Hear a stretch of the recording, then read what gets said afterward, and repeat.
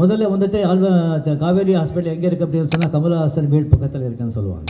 இப்போ வந்து கமலஹாசன் வீடு எங்கே இருக்குன்னு சொன்னால் காவேரி ஹாஸ்பிட்டல் பக்கத்தில் இருக்குன்னு சொல்கிறாங்க.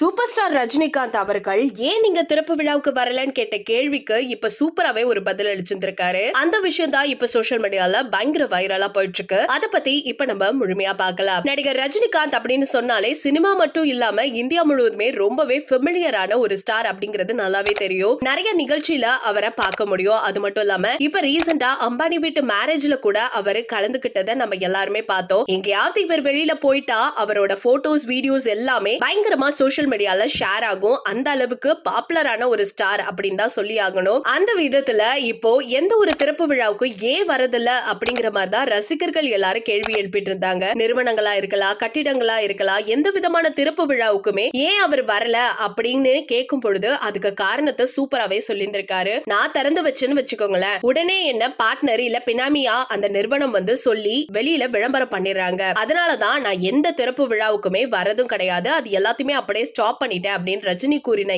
இந்த விஷயம் சோசியல் மீடியால பயங்கரமா வைரலா போய்கிட்டு இருக்கு. இத பத்தி உங்களோட கருத்துக்கள் என்ன அப்படிங்கறத மறக்காம நம்ம கமெண்ட் செக்ஷன்ல ஷேர் பண்ணிக்கோங்க.